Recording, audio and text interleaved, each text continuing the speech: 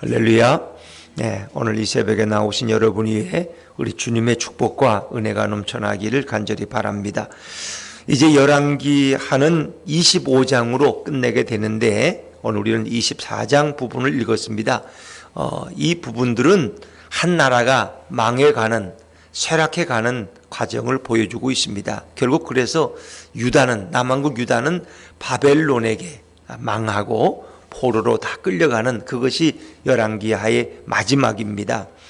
우리가 23장까지에서 22장과 23장에 주로 등장하는 인물이 요시야 왕입니다. 요시야 왕은 하나님 보시기에 선한 왕이었고 정말 다윗의 길로 행하였고 이 요시야 같은 자는 이전에도 없었고 이후에도 없었다 그랬어요. 하나님을 경외하는 자고 성전을 수리하다가 그런 율법서를 발견하고 그 율법서의 말씀을 듣고 가슴을 찢으며 통곡하고 회개한 이가 요시야입니다. 그리고 그 모든 성전의 우상들을 다 척결한 사람이 바로 요시야입니다. 그런데 요시야가 무기또에서 애국과 전쟁하다가 그가 죽게 돼요. 그리고 요시야가 죽은 후에 여호와스를 데려다가 신하들이 왕으로 세웠는데 그 여호와스도 오래 못 가요. 석 달을 왕으로 있다가 그도 결국은 또 왕위에서 패해지고 그가 애굽으로 끌려갑니다. 아버지가 죽임당한 그 애굽의 포로로 끌려가고 그 요아스의 아들인 엘리야김, 그것을 나중에 이름을 여호야김으로 바꿨는데 그 여호야김을 애굽 사람들이 왕으로 세워요. 이제 그런 역사적인 격변기를 지내는 겁니다. 그래서 24장에도 여호야김의 왕의 이야기로도 시작되는데 24장만 해도 왕이 계속 바뀌어요. 여호야김이 왕으로 있었지만 그가 죽은 후에 그의 아들 여호야긴이 이름이 또 비슷하죠. 여호야긴이 또 왕이 돼요. 그런데 여호야긴도 결국 바벨론의 포로로 끌려가요. 그리고 바벨론이 괴뢰 정부를 세우는데 숙부 마떼아니아라는 사람을 시드니아라는 이름으로 바꿔서 그를 바벨론에 종속된 그런 왕으로 세우는 이런 과정들. 그러니까 나라가 망해가는 과정 속에서 왕이 계속 바뀌어 나가요. 왕이 계속 바뀌어 나가는, 그리고 왕들이 포로로 끌려가기 시작하고 백성들도 포로로 끌려가는, 이제 쇠락해 가서 망하기 직전이죠. 그래서 우리가 읽은 24장에 보면은 바벨론 1차 침입, 역사 속에 두 번째 바벨론 2차 침입. 그래서 여호야김 왕 때에 바벨론이 1차 침입을 해요. 그리고 다시 그 아들 여호야긴 때 2차 침입을 해서 왕의 어머니와 그리고 왕까지, 그리고 왕의 충성된 신하들, 대장장이, 기술자들, 이런 귀족의 자녀들을 다 끌고 가는 거예요. 그때 다니엘과 그 친구들도 같이 끌려가는 거예요. 그리고 비천한 자들만 이 예루살렘에 남겨둬요. 힘도 없고 배우지도 못하고 무식한 자들, 데리고 가봐야 도움도 안 되는 자들은 거기 두고 똑똑하고 유능한 사람들은 다 끌고 가요. 그리고 군사들, 용맹한 군사들도 다 끌고 가요. 왜? 반란을 도모할까 봐. 그러면서 나라를 없애진 않아요. 마따니아라는, 우리가 나중에 이름이 시드기야인데 그 시드기야를 마지막 왕으로 세워요. 근데 그는 왕 노릇도 제대로 못하고 그냥 왕으로 이름만 허울 좋은 거죠. 그런 거죠. 그래서 이걸 우리가 괴뢰 정부라고 이렇게 꼭두각시라고 세우는데, 하여튼 이렇게 하면서 나라가 망해가는 과정을 오늘 성경은 설명하는데 아마 좀 복잡하긴 하죠. 그래도 여러분이 정신을 차리시면은 아마 잘 보실 수 있는데, 이제 이런 여러 왕들이 바뀌는데 그 왕들의 공통점이 하나 있다는 거예요. 그들이 여호와 앞에서 선하였다, 악하였다. 한결같이 그들이 악하였어요. 만약 그들 중에 그 아버지나 할아버지 요시야처럼 선한 왕이 있었더라면 그렇게 빨리 망하지 않았을 거예요. 그런데 그들은 한결같이 다 악하였어요. 참 어떻게 성경이 이렇게 설명하는지 놀라워요. 우리 요아스의 아들이 이제 여호아스인데 한번 다시 거꾸로 올라가서 23장 31절 말씀, 오늘 읽지 않은 본문이지만 23장 31절을 한번 읽어볼까요, 여러분? 31절 32절인데 32절만 읽으시죠. 23절 32절 같이 읽죠. 시작. 여호와스가 그의 조상들의 모든 행위대로 여호와 보시기에 악을 행하였더니, 여호와스도 악을 행했어요. 그들이 애굽에 바로노고가 올라와 가지고 그를 왕에서 폐위시켜버리고 그를 포로로 잡아가 버려요. 거기서 죽어요. 34절에 보니까 이 여호와스의 생애가 이렇게 돼. 그리고 여호와스를 죽고 나서 다시 그 엘리야김 요시아의 그 다른 형제인 엘리야김을 이름을 여호야김으로 바꿔서 그를 또 왕으로 세워요. 근데 역시 그도 악해요. 자, 우리 23장 37절 말씀 읽어볼까요? 23장 37절 제일 마지막 절이죠. 같이 읽죠. 시작. 여호야김이 그의 조상들이 행한 모든 일을 따라서 여호와 보시기에 악을 행하였더라. 왕들이 애굽의 포로로 끌려가는 이런 시대에도 역시 그 다음 왕이 된 사람은 또 악해. 하나님 앞에 선한 자가 없어. 왜 우리에게 이런 순환이 있나? 왜 우리의 왕들이 애굽의 포로로 끌려가고 왜 우리의 모든 물질을 저들이 다 강탈해 가는가? 그러니까 아수르가 지배하다가 또 이제 애굽이 또 지배하다가 그다음에 마지막에 바벨론이 전쟁에 승리하니까 바벨론에 또 속국이 되는 거예요. 그러면서도 그들이 깨닫지를 못해. 왜 이런 고난이 우리에게 왔나? 왜 이런 아픔이 우리에게 왔나? 깨닫지를 못해. 회개하지를 못하고 어떻게 그런 가운데서도 좀 어떻게 애굽을 좀 의지해 볼까? 이래가지고 인간적인 잔머리만 꾸리는. 그러니까 하나님을 의지하지 않고 그래도 자꾸 인간을 의지하는 이런 모습들을 볼 수가 있어요. 어제도 우리 예배 때 누가 기도할 때 하나님보다 백신을 더 의지하고 백신이 좀 빨리 나오기를 열망하는 뭐 그런 거에 대해서 이렇게 회개하는 기도를 우리 대표기도 하신 분이 한 기억이 나는데, 우리는 어려움 당할 때 자꾸 백신이 우리를 구원할 것 같아. 왜 우리는 백신을 빨리 안, 물론 뭐 빨리 해야 되겠지만 뭐 하여튼 백신이 우리를 구원할까? 그러지를 못해. 백신. 근데 이 나라가 망하는 가운데서도 역시 하나님에게 돌아오지 않은 이 백성들, 이거 뭘로 설명할까요? 자, 우리 또 좀 더 나아가서 24장 9절 말씀 한번 건너뛰어 중간중간 읽어볼게요. 24장 9절 말씀 한번 읽어보시죠. 시작. 여호야긴이 그의 아버지의 모든 행위를 따라서 여호와께서 보시기에 악을 행하였더라. 여호야김의 아들 여호야긴도 또 악을 행해. 자, 그런가 하면은 여호야긴이 또 이제 바벨론으로 끌려가요. 그리고 그의 작은 아버지 마따니아인데 그 이름을 시드기야로 고쳐서 그가 또 왕이 돼요. 근데 그는 또 어땠을까? 자, 19절 말씀. 19절, 24장 19절 한번 읽어볼까요? 시작. 그가 여호야김의 모든 행위를 따라 여호와 보시기에 악을 행한지라. 하여튼 한결같이 악했다는 건 하나님에게 향하지 않았다는 거예요. 그러니까 우리는 망해가도 고집이 있어가지고 하나님께 눈을 돌리자. 이제 제가 이렇게 장호원에 이제 가서 이렇게 좀 지낼 때가 있는데, 이제 며칠씩 집을 이제 비워놓고 이제 주일날 끝나고 좀 갔다가 이제 아침에 이렇게 오는데, 가면 며칠씩 비워놓으면 그 실내에 탁자 위에 이렇게 화분을 하나 놨는데, 이제 저쪽에서 조금 햇빛이 좀 들어와요. 이렇게 좀 얇아서 창이 햇빛이 들어오는데, 그것은 꼭 방향이 새싹이 나면서도 햇빛 들어오는 쪽을 향하고 있다는 거예요. 아, 참 놀라워요. 식물들도 햇빛을 바라봐요. 해바라기라는 걸로 해바라기예요? 해를 바라보니까 해바라기예요. 그런데 인간들은 하나님을 바라보질 않아. 고난을 당하면 좀 하나님을 생각해야 되는데 하나님을 계속 등져요. 이게 배반하는 게 우리는 습성화되어 있어. 참 어리석은 망하는 인간들은 그 하나님을 점점 더 떠나는 거예요. 하나님이 우리를 처음 창조했을 때 우리 인간들은 하나님을 경외하고 예배하는 존재였어요. 그러나 결국 인간이 하나님을 배신한 거죠. 왜? 하나님의 명령을 어기고 어떻게 했어요? 선악과를 따먹고 인간에게 죄가 들어오고 타락을 경험하고 하나님을 등지고 살아가는. 하나님께서는 예수님을 보내서 우리를 부르시는 거예요. 내게로 오라는 거예요. 돌아오라는 거예요. 돌아와. 근데 안 돌아와. 계속 배신하고 떠나는 어리석은 인생들. 그들을 오늘도 부르고 계시는 거예요. 제1차 대전, 2차 대전을 통해서 우리의 악을 깨닫게 하시고 수많은 생명을 앗아가면서 인간들이 하나님께 돌아오기를 원했어요. 제가 어제도 그런 설교했어요. 1차 대전, 2차 대전 전에 어떤 일이 있었느냐. 철학자들이, 정치인들이, 사회교육자들이 우리는 원숭이의 후손이다. 이거 선언했어요. 진화론이 우리의 정설이다.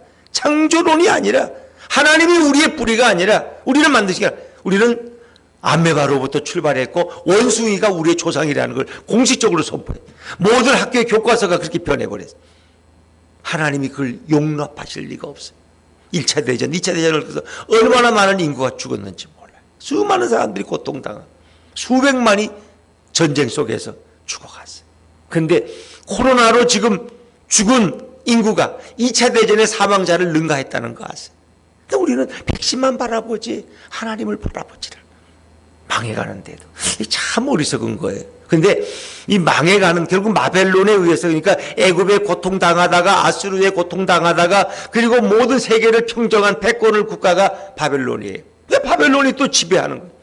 그러면서도 또 바벨론을 배반해. 참 신기해. 바벨론이 처음에는 멸망시키지 않고요, 그냥 살려둬요. 왜? 하나님이 바벨론을 하나님의 심판의 도구로 쓰시는 거예요. 그러니까 바벨론도 그렇게 하는 것 같지만 자기들 마음대로 하는 게 아니라 하나님이 바벨론을 조종하시는 거예요. 그걸 아셔야 돼요. 그러니까 에레미야 같은 선지자는 뭐라 그랬어요? 바벨론에게 순종하라는 거예요. 하나님이 바벨론을 심판의 몽둥이로 쓰신다는 거예요. 바벨론을 거역하지 말라는 거예요. 자꾸 바벨론을 떠나서 애굽이 좀 도와줄까, 아세르가 도와줄까, 그런 기대 버리라는 거예요. 바벨론에게 그 순종하면 좀 낫다는 거예요. 그런데 그러니까 에레미야를 역적으로 모으는 거죠. 매국노라고. 어떻게 우리를 괴롭히는 바벨론에게 우리가 순종할, 말도 안 된다고. 이래가지고 바벨론에게 계속 배신해요. 그런데 그 하나님이 세우신 악의 심판의 도구인 바벨론에게 배신하는 것이 결국 누구에게 배신하는 거예요? 하나님에게 배신하는 거예요. 그러니까 배신의 배신을 거듭한 민족이나 개인들은 결국 하나님이 세우신 심판의 도구인 바벨론에게 또 배신해. 그래서 빨리 망한다는 거예요. 참 재미있어요, 성경의 표현은. 자, 24장 1절을 한번 읽어볼까요? 24장 1절입니다. 24장 1절 같이 읽죠. 시작. 여호야김 시대에 여호야김이 3년간 섬기다가 돌아서 그를 배반하였더라. 3년간은 섬겼어. 자기를 왕으로 바벨론에서 세웠거든. 세운 건 애굽에서 세웠는데 이제 애굽이 망하고 바벨론이 패권을 잡았어요. 그러니까 바벨론에게 3년 동안 섬기다가 배신했다는 것도 배반했어. 근데 왜 성경이 이런 걸 기록할까? 결국 하나님을 배반한 사람들은 하나님이 세우신 심판의 도구도 또 배반한다는 거예요. 그러니까 죽음을 자초하는 거예요. 죽음의 단추를 눌러서 더 빨리 망하게 자기 수명을 재촉하고 있다는 거예요. 이걸 생각하시면 돼요. 그러니까 숨이 깔딱깔딱해서 산소호흡기를 껴놨는데 이 환자가 자기 스스로가 산소호흡기 빼는 거예요. 빼버리는 거예요. 결국 빨리 죽으려고. 이런 일을 지금 유다가 하고 있다는 거예요. 배반한. 그 배반하니까 바벨론이 그냥 안 있죠.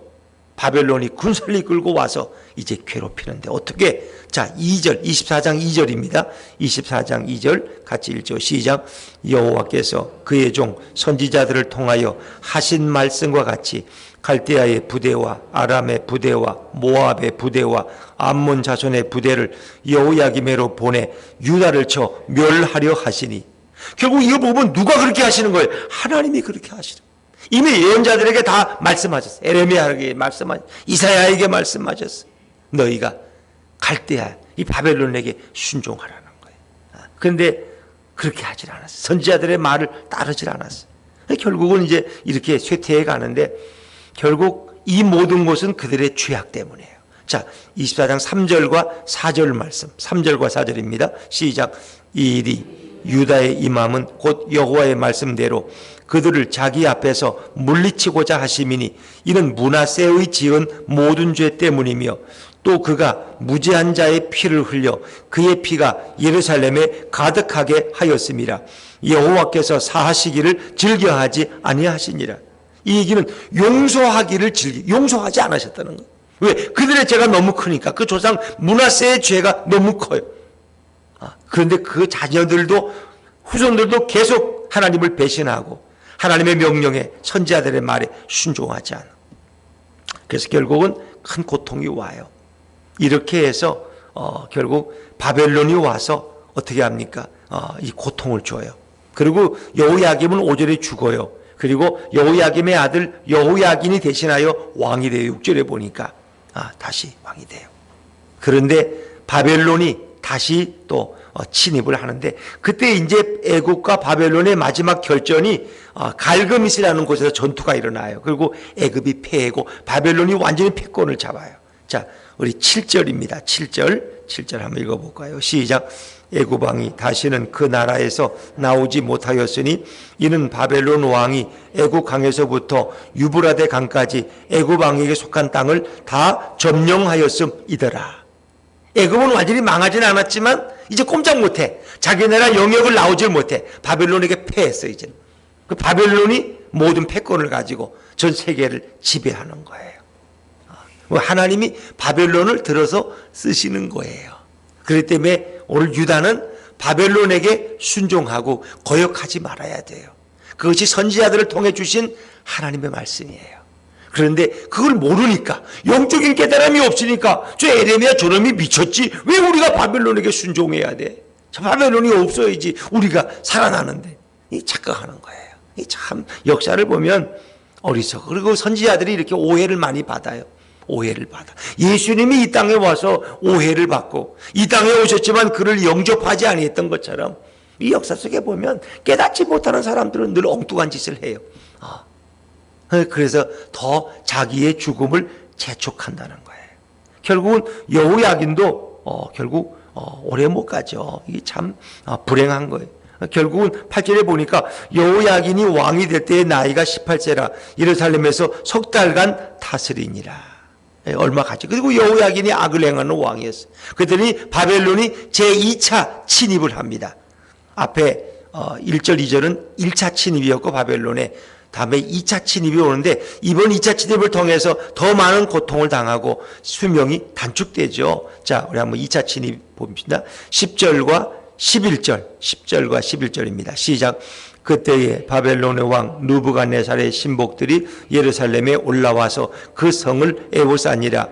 그의 신복들이 애워쌀 때에 바벨론의 왕 느부갓네살도 그 성에 이르니, 느부갓네살이 직접 결국은 군사를 이끌고 와서 예루살렘 성을 포위했다는 거예요. 그리고는 어떻게 다 잡아가는 거예요. 이제 자, 12절 13절 그리고 모든 것을 다 뺏어가요. 이제 12절 13절입니다. 시작.